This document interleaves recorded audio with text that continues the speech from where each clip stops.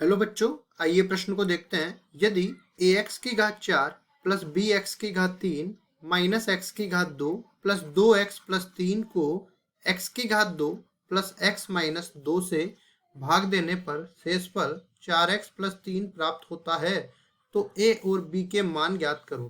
प्रश्न को हल करने से पहले इसकी मुख्य अवधारणा के बारे में चर्चा कर लेते हैं। तो यहाँ पे देखने वाले हैं हम लोग मुख्य अवधारणा। मुख्य अवधारणा में देखो, कोई भी संख्या हो उसमें भाग दिया जाए तो उसको तो बोलते हैं हम लोग भाज्य। जिस संख्या से भाग दिया जाता है उसको बोलते हैं भाजक। और जो अपने पास परिणाम निकल के आता है उसको बोलते हैं भागफल। और नीचे जो शेष रह जाता है उसको बोलते हैं हम लोग शेषफल। तो यहाँ पे आ जाएगा भाजक। लंबी विभाजन प्रक्रिया का उपयोग करते हुए सवाल को हल करते हैं। लंबी विभाजन प्रक्रिया। अब देखो, ये प्रक्रिया कैसे लगाते हैं वो हम लोग थोड़ा सा बता देते हैं इसमें, और सरल नीचे कर लेंगे सवाल के लिए। भाजक तो यहाँ पे आ जाता है, भाज्य जो है यहाँ पे आ जाता है, और जिस संख्या द्वारा भाग चला जाता है उसमें उसको हम लोग बोलते हैं भागफल। और यहाँ पे भागफल नीचे बचने वाला है शेषफल। शेषफल वो बचेगा जिसमें भाजक का भाग पूरी तरह से नहीं जाता है, ठीक है, तो उसको बोलते थे हम शेषफल। अब चलते हैं हम देखो सवाल में लगाएंगे हम लोग ये लंबी विभाजन प्रक्रिया। तो पहले तो इसको उठा के लाते हैं भाज्य को। ax की घात 4 प्लस bx की घात 3, ax की घात 4 प्लस bx की घात 3, फिर अपने पास क्या बच जाएगा, देखिए ये अपने पास है minus x square plus 2x plus 3, minus x square plus 2x plus 3। और अब उठा के लाते हैं हम भाजक को। तो भाजक क्या दे रखा है, x square plus x minus में 2। यहाँ पे बचेगा x square plus x minus में 2। ठीक है जी। अब देखिए, इसमें हम लोग भाग देंगे और जो भी शेषफल बचेगा ना उस शेषफल की तुलना कर देंगे हम लोग 4x प्लस 3 से। तो हमारे पास a और b का मान निकल के आ जाएगा। अब भाग कैसे देते हैं वो भी हम लोग देख लेते हैं। सबसे पहले क्या करेंगे, देखो एक्स स्क्वायर का भाग ax की घात 4, सबसे अधिक घात वाला पद देखते हैं भाजक और भाज्य दोनों में। तो ax की घात 4 में कैसे भाग जाएगा, अगर मैं x की घात 2 को a गुणा में x की घात 2 से गुणा कर दूं तो a गुणा में x की घात 2 यहाँ पे आ गया। तो ये तो बन जाएगा ए एक्स की घात 4। अब बचे हुए बाकी पद भी इससे गुणा हो जाएंगे, तो क्या बचेगा, ये ए एक्स की घात 3।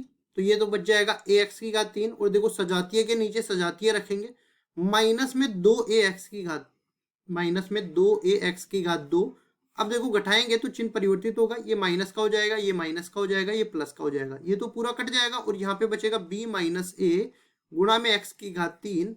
ये यहाँ पे ये माइनस माइनस प्लस हो जाएगा, तो माइनस पूरे में से उभयनिष्ठ ले लेते हैं और अंदर क्या बच जाएगा, 1 plus 2a, 1 plus 2a x की घात 2, और फिर बचेगा 2x प्लस 3।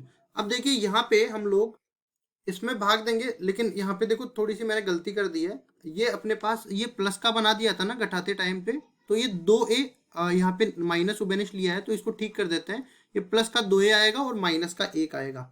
इसको इस तरह से लिखते हैं हम लोग, प्लस का 2a माइनस में 1 गुणा में एक्स स्क्वायर। अब ठीक बन गया। अब देखो यहाँ पे b माइनस ए गुणा में एक्स बनाने एक्स क्यूब बनाने के लिए इसको गुणा करना पड़ेगा b माइनस ए गुणा में एक्स से। तो ये तो बन जाएगा अपने पास b माइनस ए गुणा में एक्स की घात 3। अब देखो इसको इससे भी गुणा करते हैं हम लोग, तो ये कितना बन जाएगा, यहाँ से b माइनस ए गुणा में एक्स स्क्वायर, ये बन जाएगा b माइनस ए गुणा में एक्स स्क्वायर।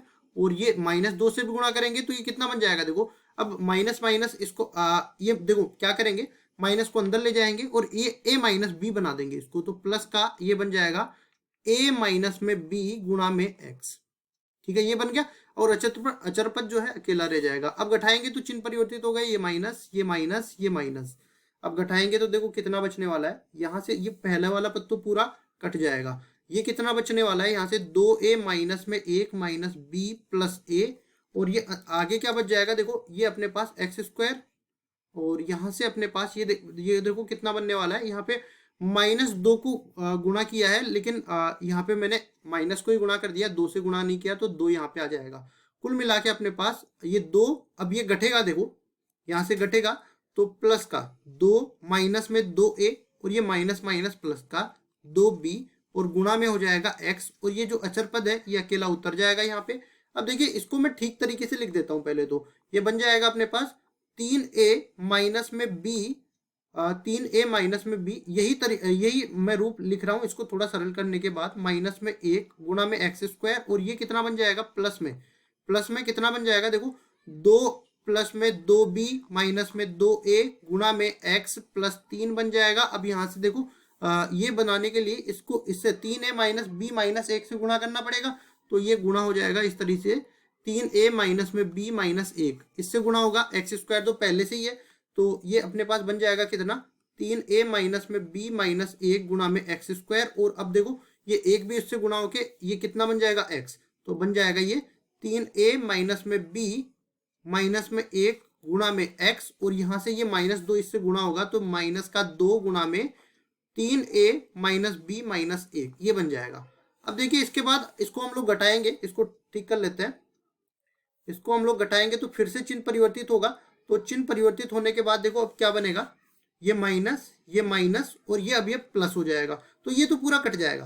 और यहाँ से देखो कितना बचने वाला है 2 प्लस 2b माइनस में 2a, और x के गुणांक में ही सारा ले लेते हैं, ये माइनस से गुणा होने के बाद अंदर वाले बचेंगे माइनस में 3a प्लस b प्लस 1 और गुणा में हो जाएगा x। और यहाँ से कितने बचने वाले हैं, देखो ये प्लस हो गया तो प्लस 3 गुणा में ये 2 तिया 6 प्लस का 6a, और यहाँ से बन जाएगा ये फिर जो है प्लस माइनस से गुणा होगा माइनस बनेगा तो माइनस का 2b, और ये प्लस माइनस से गुणा होगा तो माइनस का 2 ये बच जाएगा। अब इसको आगे थोड़ा सा सरल कर लेते हैं, a के गुणांक देख लेते हैं, b के गुणांक देख लेते हैं। देखो b के गुणांक तो यहाँ पे बनेगा 3b बनेगा प्लस का, और a के गुणांक देख लेते हैं माइनस का 5a बनेगा, और अचर पद भी देख लेते हैं कितने बनेगा 2 प्लस 1 3 बनेगा, और गुणा में x आ जाएगा, और इधर भी देख लेते हैं ये बन जाएगा 6a माइनस में 2b प्लस का 1 ये बनेगा।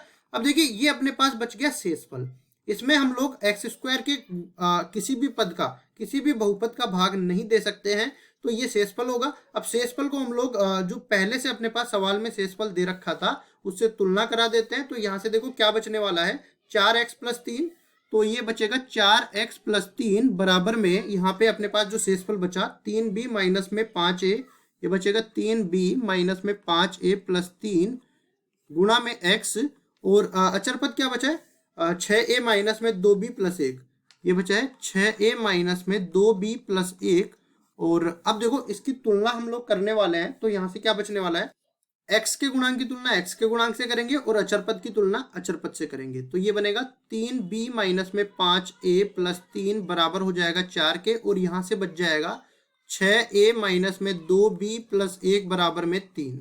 अब यहाँ से देखो हम लोग प्रतिस्थापन विधि लगा देते हैं इसमें, तो अपने पास क्या बचने वाला है 3b ये बचने वाला है। इधर से हम लोग देख लेते हैं, इस एक समीकरण में हम लोग एक चर को विलुप्त कर देंगे, एक चर को दूसरे चर में प्रतिस्थापित कर देंगे, तो देखो 5a को दूसरी तरफ लेके जाएंगे, ये बनेगा 3b प्लस 3 पहले से है -4 हो जाएगा तो माइनस का 1 हो जाएगा, बराबर में 5a बचेगा। अब देखो a का मान निकालना है तो ये बचेगा 3b माइनस 1 बटा में 5, ये a का मान यहाँ पे डालेंगे तो ये बचेगा 6 गुणा में 3b माइनस 1 बटा में 5 माइनस में 2b प्लस 1 बराबर में 3। अब लघुत्तम लेंगे 5 आ जाएगा तो ये बचेगा 18b माइनस में 6 माइनस में 10b प्लस 5 और दूसरी तरफ जाके 15 हो जाएगा। अब देखिए यहाँ पे 18b और 10b कितना बच गया 8b बच गया, और ये प्लस माइनस का 1 बच गया, माइनस 1 दूसरी तरफ जाएगा तो प्लस 1 15 और 1 16 बच जाएगा, मतलब कि b का मान आ गया 2 के बराबर। अब जैसे ही अपने पास b का मान आया a का मान भी हम लोग निकाल सकते हैं, a बराबर में हो जाएगा 3 गुणा में 2 माइनस 1 बटा में 5, यहाँ से बनेगा 3 दूनी 6 माइनस 1 बटा में 5, तो 5 बटा में 5 1 के बराबर बन गया। अब इस तरह से a का मान आ गया, और सवाल में देखिए हमारे पास a और b का मान ही तो निकलवा रहा था, तो a का मान 1 आ गया, b का मान 2 आ गया, यही हमारे उत्तर हो जाएंगे। आशा करता हूँ ये सवाल आपको समझ में आया होगा। धन्यवाद।